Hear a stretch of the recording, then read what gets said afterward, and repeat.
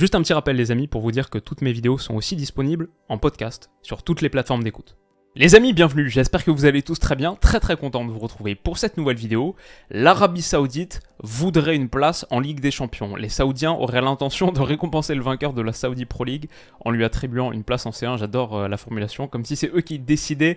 Mais non, l'idée serait de formuler à l'UEFA une demande de carte joker pour accéder à la nouvelle formule de la Ligue des Champions, qui c'est vrai se dispute à 36 équipes dès 2024-2025, dès la saison prochaine. C'est vrai, nouvelle formule de Ligue des Champions, on en reparlera, c'est extrait d'un article Calcio Finanza, un site que je ne connaissais pas, italien, qui parle de ce projet de demander une wild card à l'UEFA pour qu'un club saoudien accède à la Ligue des Champions. Voilà, c'est un sujet qui m'a un peu interpellé ce matin, que je trouvais cool, intéressant, ça mixe en plus avec ma lecture du moment. Donc l'occasion de faire un petit récap sur la stratégie footballistique du royaume saoudien. Mon avis sur la question, est-ce que c'est une bonne chose qu'un club saoudien potentiellement intègre la Ligue des Champions? À quoi ça pourrait ressembler? Est-ce que ça va se faire? Et mon prono un peu osé peut-être sur tout ça, c'est à la fin de vidéo. Mais d'abord, bon, il y a ce truc de Vision 2030, je pense que c'est un projet dont on a déjà parlé sur la chaîne. Quand tu parles de foot, au bout d'un moment, obligé de parler géopolitique. C'est ce fameux projet du gouvernement saoudien qui a été lancé en 2016 et qui est très large. On voit ici MBS avec les panneaux Vision 2030 et derrière la stratégie du royaume d'Arabie Saoudite. C'est un projet où il y a beaucoup de choses, mais peut-être si je devais essayer d'en faire une synthèse très grossière, encore une fois, c'est pas mon champ d'expertise, mais une synthèse très rapide, je dirais l'idée c'est moderniser entre guillemets l'Arabie Saoudite, notamment en rendant l'économie du royaume saoudien moins dépendant de ses revenus pétroliers. Les hydrocarbures, ça rapporte beaucoup d'argent. Pour l'Arabie Saoudite, je crois encore aujourd'hui, je vois des chiffres genre 46% du PIB. Même si on aimerait l'être moins, le monde est encore très dépendant des hydrocarbures. Mais à long terme, voire très long terme, bon, il y a quand même, je crois, cet objectif mondial de réduire significativement les émissions d'ici 2050. Donc, c'est peut-être pas le meilleur pari stratégique à long, voire très long terme. Donc l'Arabie Saoudite veut diversifier son économie. Et il y a un secteur en particulier qui est ciblé, c'est le tourisme. Pourquoi ? Bon, parce que le tourisme, ça rapporte pas mal d'argent aussi, c'est une bonne industrie pour beaucoup de pays. Et je pense, avis personnel, peut-être que j'ai tort, ma petite intuition, c'est que c'est un secteur qui est assez facile, entre guillemets, à attaquer. Je pense devenir un leader d'innovation technologique, genre être la prochaine Silicon Valley, ou devenir la prochaine usine du monde, genre la Chine, le circuit industriel chinois, pour plein de raisons, genre savoir-faire, genre attraction des talents, culture, compétition, pour plein de raisons, devenir ces choses-là, c'est pas facile. Ça, c'est assez difficile. Alors que devenir une destination touristique prisée, ça, je pense, essentiellement, c'est du branding et du building, de la construction, de l'infrastructure, mais c'est des choses qui me semblent relativement atteignables. En vrai, il y a plein d'endroits du monde, encore une fois, juste petite analyse perso, je sais pas ce que ça vaut, mais j'ai la sensation qu'il y a plein d'endroits du monde où les gens vont en vacances, même vont vivre, alors qu'il y a quelques années, il n'y a pas grand monde qui y mettait les pieds, et en plus, au fur et à mesure que le monde devient plus riche, qu'il y a de plus en plus de personnes qui accèdent à la classe moyenne sur les 8 milliards d'habitants, etc., je pense qu'il y a de plus en plus de touristes, et en plus, en général, j'ai l'impression, welcome to a journey you've never imagined, c'est un peu ça l'idée, les gens ils sont souvent chauds pour tester de nouvelles destinations, découvrir, explorer les nouvelles tendances de tourisme, etc. Ma petite intuition comme ça, peut-être que je me trompe totalement, mais je pense que le tourisme c'est en croissance et que si tu mets suffisamment d'argent dans ce secteur, dans cette industrie, en vrai ça se fait, il n'y a pas vraiment de raison que tu puisses pas devenir une destination touristique. En plus, l'Arabie Saoudite, en plus d'avoir plein de moyens, ils ont plein de sites UNESCO, etc. Il y a quelque chose à aller découvrir en Arabie Saoudite. Enfin, ça a l'air, j'ai jamais été perso. Mais j'ai la sensation que voilà, si tu mets suffisamment d'argent, c'est un truc qui peut se développer relativement facilement. Et en plus, ça rapporte beaucoup, parce que ça ruisselle pas trop mal. Voilà, ça c'est un article. Faire croître le secteur privé de l'Arabie Saoudite est au cœur de tout ce que fait le fonds souverain saoudien. Le fonds souverain saoudien privé, là, le fonds d'investissement. Je sais que l'Arabie Saoudite a pour ambition de se doter d'un secteur privé robuste. C'est un peu un truc qui leur manque. Un secteur privé dynamique avec des gens qui ont plein de skills, qui ont de forts salaires, qui du coup nourrissent un petit peu toute l'économie saoudienne. Même si ça s'améliore récemment, on voit ici en 2015, 67% des gens étaient dans le secteur public. Maintenant ça a baissé, c'est 46%. 46, mais 46 c'est encore beaucoup.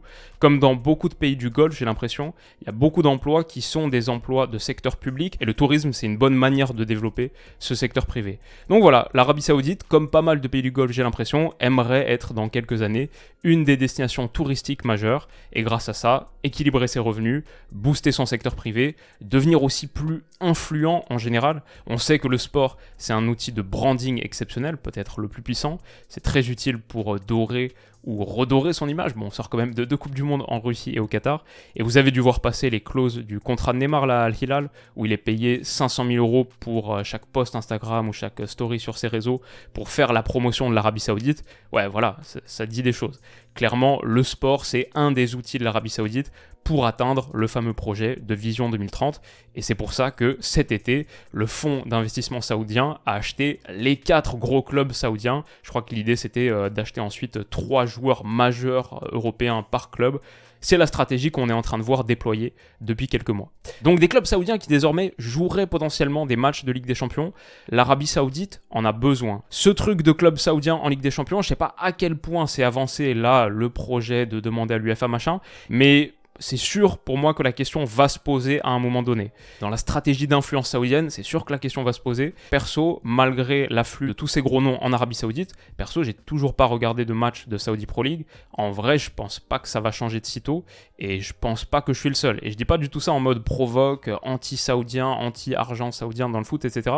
C'est juste, le championnat, il m'intéresse pas vraiment. J'ai aucun lien avec ces clubs saoudiens. Je connais pas grand-chose à leur histoire. J'ai aucune référence vraiment de ce championnat. Quels ont été les moments marquants sur les dernières années. Il n'y a pas de connexion et on verra les chiffres que fait Canal+, en vrai ça serait intéressant, mais je pense que cette saison-là de Saudi Pro League qui arrive, je doute qu'elle déchaîne vraiment les audiences. Il y aura sans doute des curieux, si les matchs sont dispo, on va peut-être en regarder quelques-uns, mais je doute que ça déchaîne vraiment les foules, les passions. Je pense, en vrai, ils ont besoin de quelque chose d'autre que les joueurs.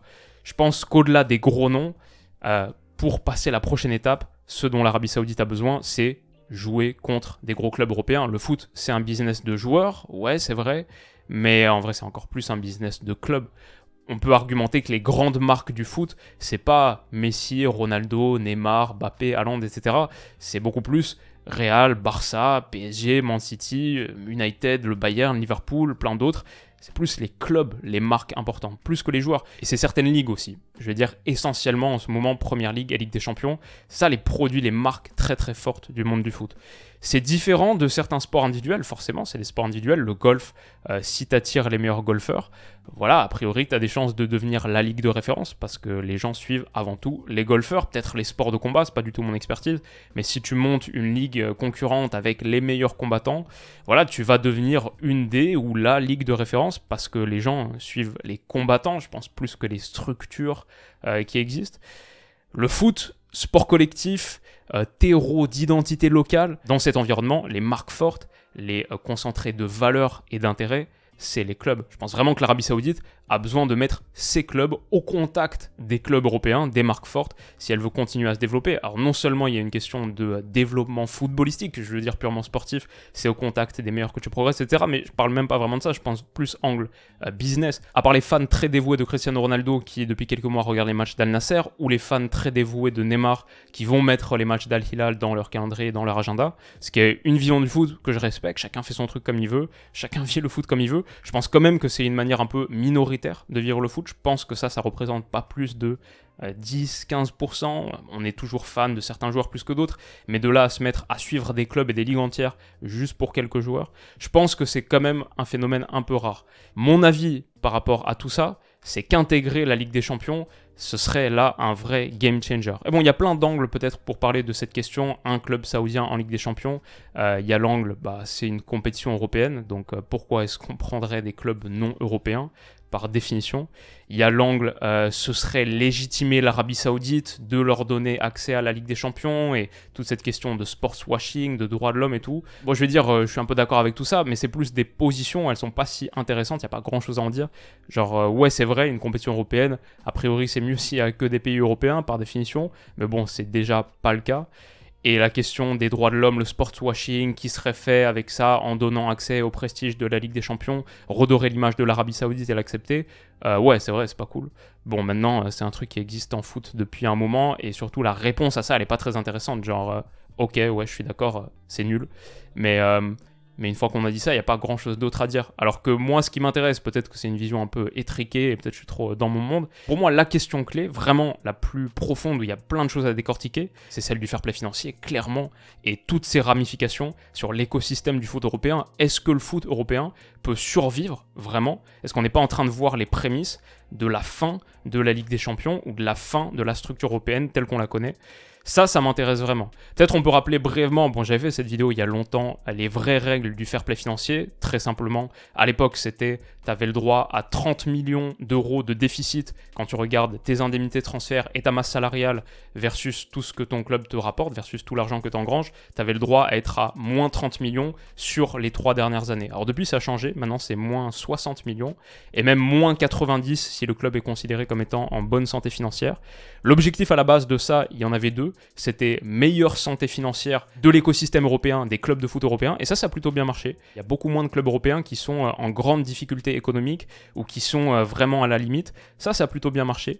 Le deuxième objectif, c'était atteindre une forme d'équilibre compétitif. Ça, dans l'ensemble, ça a pas marché, je dirais. Et la réalité aujourd'hui, c'est que le FPF, il me semble plus bancal que jamais. Il est régulièrement contourné par des clubs qui trouvent des petites astuces comptables. Les clubs qui le dépassent sont rarement sanctionnés. Il a été significativement allégé aussi.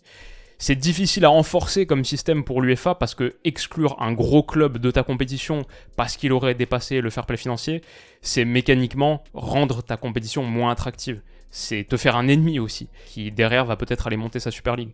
Donc c'est un outil qui me semble déjà au bord de la disparition, au bord de la mort. Mais alors accepter un club saoudien, ce serait la fin totale. Ça c'est sûr, il n'y a absolument aucun monde où un club saoudien entre dans les clous du fair play financier. C'est impossible. Quand tu vois les salaires qu'ils versent, c'est impossible que leurs revenus s'en approchent. La réalité, c'est des clubs qui sont totalement subventionnés par l'État, en tout cas pour 4 d'entre eux, comme on l'a vu tout à l'heure. Club saoudien en Ligue des Champions, ça veut forcément dire mort du fair play financier, de ce qu'il en reste. Donc la question c'est, en échange du pactole que l'UEFA toucherait, je pense, en acceptant d'ouvrir la Ligue des Champions aux Saoudiens, est-ce que l'UEFA en échange serait prêt à renoncer au fair play financier, un mécanisme qui est déjà bancal et qui est déjà source de tension avec les gros clubs européens? Ça rend la proposition encore plus attractive. D'autant plus que la pression financière qu'exercent les clubs et que commencent à exercer les clubs saoudiens sur les clubs européens en proposant des salaires avec lesquels c'est impossible de rivaliser, cette pression, je sais qu'elle est déjà en train de pousser certains clubs à demander une évolution supplémentaire du fair play financier. Et c'est vrai, c'est un argument très convaincant à formuler auprès de l'UEFA. Laissez-nous dépenser ce qu'on veut, sinon on va se faire piller nos stars et tout le monde va y perdre. Nous on va y perdre, mais la Ligue des Champions aussi elle va y perdre. L'UEFA aussi elle va y perdre, parce que les compétitions seront moins attractives, parce qu'il y aura moins de grands joueurs, moins de stars. Pour l'instant, je vais dire, on n'en est pas encore forcément là. En vrai, pour l'instant, je vais dire, sur cet été en tout cas, les clubs saoudiens, je suis pas sûr qu'ils soient si mal vus que ça par les clubs européens. Je suis pas sûr qu'ils soient si antagonistes que ça aux clubs européens. Ils leur ont offert quelques très belles opportunités sur ce mercato estival. Ils ont joué une place assez fondamentale dans cet écosystème un peu malsain du foot européen. Ils ont récupéré des joueurs âgés, ils ont donné de très gros salaires et de belles indemnités de transfert un peu inespérées. Quand on voit Neymar qui est parti pour quasiment 100 millions, ça pourrait monter à 130 si j'en crois ce que j'ai lu sur les bonus, etc. C'est un peu inespéré pour le PSG. Et en plus, un truc dont on ne parle pas souvent, c'est souvent payé en full cash. Ce qui est très différent du système entre clubs européens, où c'est payé étalé sur plusieurs années. Donc ça fait des infusions de trésorerie qui sont totalement spectaculaires. Les clubs saoudiens ont vraiment, je pense, aidé sur la plupart des transferts cet été les clubs européens. Genre quand on voit cette image-là, la fameuse image de l'oiseau qui nettoie les dents de l'alligator, je sais pas si c'est vrai ça, mais en tout cas c'est un truc dont on parle souvent. Est-ce qu'on se dit « Oh, le pauvre croco qui se fait voler ses précieux restes de nourriture ?» Non, on se dit c'est un système qui fonctionne pour tout le monde y trouve son compte. Le truc c'est que dans 5 ans, peut-être que c'est pas juste les stars âgées et quelques joueurs intéressants qui y vont. Peut-être que Chelsea, là, qui est en train de chercher à bâtir son milieu de terrain en signant 3 joueurs pour les 10 prochaines années, avec Caicedo, avec Enzo Fernandez il y a quelques mois, avec Romeo Lavia, peut-être qu'ils doivent batailler sur ces pistes-là, sur des joueurs jeunes, ils doivent batailler sur ces pistes-là avec Al Hilal. Peut-être qu'un Lamine Yamal de 20 ans, là, dans quelques années, ou je sais pas quelle prochaine superstar, qui quitte le Barça ou qui quitte le Real Madrid ou qu'importe, peut-être que c'est pas pour le PSG ou United ou City, peut-être que c'est pour Al Nassr. Et là, ça devient plus problématique pour les clubs européens, là, ça devient plus inquiétant pour l'UEFA. Donc, de toute cette histoire, moi, je vais dire que je retiens 2 choses. La première, l'avenir du fair play financier, dans tous les scénarios que j'imagine, l'avenir du fair play financier, il me semble très compromis. Déjà, il y a son évolution récente, en plus, il y a le fait qu'il soit de plus en plus contourné, et maintenant, il y a la pression des clubs saoudiens. Je pense qu'on va aller vers de moins en moins de régulation financière dans le foot, et peut-être plus du tout. Ça, c'est la première chose. La deuxième chose, je vais dire, la Ligue des Champions, à travers toute cette histoire, montre qu'elle reste puissante malgré tout. Dans les autres sports, l'Arabie Saoudite s'est pas cassé la tête à créer sa ligue concurrente. Si t'as les athlètes, voilà, t'as la ligue. La Ligue des Champions, le monde du foot, c'est différent. Là, l'objectif, c'est d'intégrer la Ligue des Champions, d'être invité, d'en faire partie, avec même une place sur les 36. Ça montre à quel point cette compétition est importante, et c'est dur de créer quelque chose ex nihilo. Par contre, un truc que je peux imaginer, s'ils jouent bien leurs cartes, c'est un peu le schéma machiavélique, mais s'ils jouent bien leurs cartes, c'est un monde dans lequel l'Arabie Saoudite impulse la seconde proposition de Super League, impulse la nouvelle Super League. On pense que ce nouveau mouvement, il va arriver dans quelques années. Je serais surpris que l'Arabie Saoudite ait pas un rôle là-dedans. Parce que le rêve de l'Arabie Saoudite, c'est pas de jouer la Ligue des Champions. C'est juste de jouer avec les gros clubs européens, contre les gros clubs européens. Et cette Super League là qui cherche des financements, ouais, je crois qu'elle pourrait en trouver quelques-uns en Arabie Saoudite. Pour ça, il y a sans doute un jeu un peu serré à mener, un jeu un peu stratégique à mener pour les Saoudiens. Je pense que pour s'associer aux clubs européens et monter ce gros projet ensemble, l'Arabie Saoudite, elle doit montrer qu'elle est trop menaçante pour être écartée, laissée de côté, pour pas qu'on joue avec dans la cour de récré. Elle doit montrer qu'elle peut être une force qui menace l'écosystème européen. Mais en même temps, et c'est ça le jeu d'équilibriste, en même temps, il faut qu'elle soit suffisamment sympathique, entre guillemets, et digne de confiance pour que les clubs européens acceptent de s'y associer. Comme j'ai dit, je pense que pour l'instant, les clubs européens ne voient pas d'un trop mauvais œil les investissements saoudiens et les achats qu'ils font actuellement sur le marché des transferts. Je pense que ça leur a permis de réparer pas mal d'erreurs dans leur effectif mal construit. Mais ça pourrait changer. Peut-être que les cibles pourraient devenir différentes, plus menaçantes, et qu'il pourrait y avoir une vraie mise en concurrence sur les profils ciblés. Et déjà, on l'a vu quand même sur quelques joueurs cet été. On a vu quelques joueurs partir où c'est une perte, je trouve, pour la Ligue des Champions. Un exemple parmi d'autres, c'est Seko Fofana qui part. Je comprends, chacun, les motivations individuelles, chacun son truc. Mais pour la Ligue des Champions, ça aurait été pas mal de le voir. Bon, c'est pas ça qui va faire s'écrouler l'UEFA du jour au lendemain. Mais ouais, voilà. Ça, je pense que c'est quand même un signe d'à quel point ça peut évoluer et prendre cette dynamique. Quand je vois par exemple Ceferin qui dit on a vu la Chine faire une erreur similaire, ça c'était il y a quelques mois où il disait non, c'est l'Arabie Saoudite est en train de commettre une erreur comme celle qu'a fait la Chine, ils devraient plutôt penser à développer leurs propres joueurs, la formation, c'est un de ses credos, etc. Je pense que c'est une erreur pour le football saoudien. Ouais, mais sauf que la situation saoudienne, elle est très différente de la Chine. Je sais pas si on aura un club saoudien en Ligue des Champions l'année prochaine, mais le truc que je sais, c'est que l'Arabie Saoudite en foot, elle est là pour rester. Je pense que c'est quelque chose de très différent, c'est un phénomène très différent de ce qu'on a vu en Chine, parce que là, il y a une véritable volonté politique. En Chine, c'était plus un circuit privé. Là, ça provient directement du pouvoir central. C'est l'Arabie Saoudite en tant que pays qui veut mener cette stratégie. Il n'y a pas de raison que ça s'arrête de sitôt. Je pense vraiment qu'on n'est qu'au début de l'impact saoudien dans le monde du foot. Et je vois aussi de l'autre côté un écosystème du foot européen qui a rarement semblé aussi fragile, aussi faible, aussi menacé par des crises, des dissensions internes. Donc si je devais faire un petit prono, on verra, mais si je devais faire un petit prono, je vais dire, ouais, je pense que dans un futur proche, dans pas trop longtemps, je pense que des clubs saoudiens joueront des clubs européens dans le cadre d'une compétition de clubs d'élite, que ce soit Ligue des Champions ou une forme de Super League, ça je sais pas, mais je pense que ça va se faire. Donc on verra, c'est juste petite intuition comme ça, mais le sujet m'intéressait, les questions m'intéressaient beaucoup. Je sais pas ce que vous en pensez, comment vous voyez les choses. C'est assez compliqué, il y a beaucoup de dynamique, c'est voir le futur, ça mêle football et politique et géopolitique. Donc intéressant. Qu'est-ce que vous en pensez? Dites-moi tout ça en commentaire. Si la vidéo vous a plu, n'hésitez pas à mettre un petit pouce bleu, à vous abonner à la chaîne pour pas rater toutes les autres. Et on se retrouve dès demain pour un nouveau sujet, très très gros sujet, que je prépare depuis un moment, hâte de vous montrer. Prenez soin de vous et à demain. Bisous.